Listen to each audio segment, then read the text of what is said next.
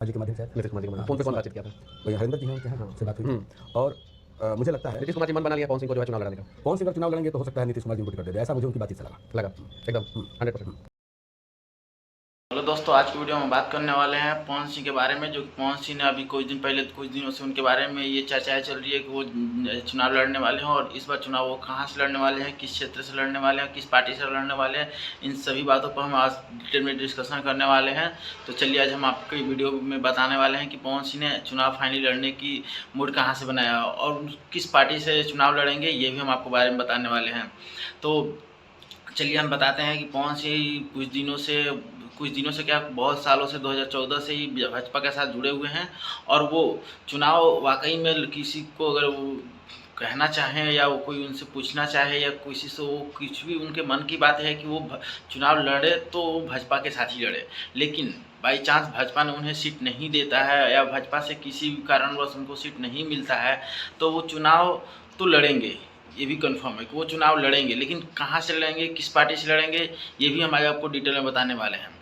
तो पवन सिंह ने भाई वो चुनाव लड़ने का मूड बना लिया है, क्योंकि उनके साथ 2019 में ही गेम हुआ है, जो कि वो 2019 में ही चुनाव लड़ने वाले थे और उनके वो सीट हावड़ा से मिला था। बोला गया था कि आपको चुनाव हावड़ा से लड़ना है, लेकिन किसी कारणवश चुनाव नहीं लड़ पाते हैं और उनके साथ गेम हो जाता है। लेकिन फिर उसके बाद उनकी मम्मी को बुरा लगता है कि बेटा ये तुम्हारे साथ अन्याय हो रहा है, ये तुम्हारे साथ गलत हो रहा है। तो वो अपनी मम्मी से बहुत प्यार करते हैं, जिसके वजह से वो उसी समय मूड बना लिए थे कि नेक्स्ट टाइम जो कि 2024 में चुनाव होने वाला है उस टाइम वो चुनाव लड़ेंगे, चाहे वो किसी भी पार्टी से हो।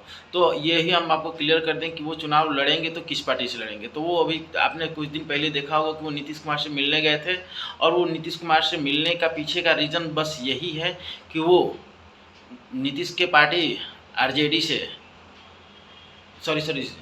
जेडीयू से वो चुनाव लड़ने वाले हैं, और वो उनको सीट देने के प्रॉमिस भी नीतीश कुमार ने कर चुका है।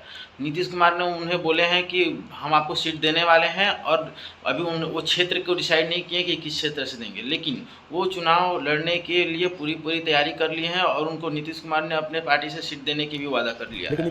नीतीश कुमार जी की बातों को बड़े तरीके से सादगी भाव से पवन सिंह ने कहा कि मेरी एक फिल्म है जिसमें प्रोड्यूसर की करोड़ों की लागत लगी हुई है, उस फिल्म में 5-6 दिन की शूटिंग बाकी है, मुझे दिल्ली जाना है, मुझे 8-10 दिन का समय चाहिए, 8-10 दिन के बाद मैं अपनी बात कहूँगा।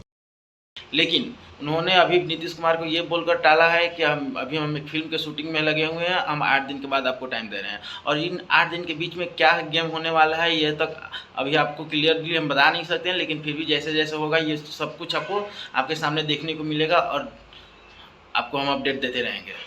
तो चलिए हम आगे की बातें नेक्स्ट वीडियो में करेंगे।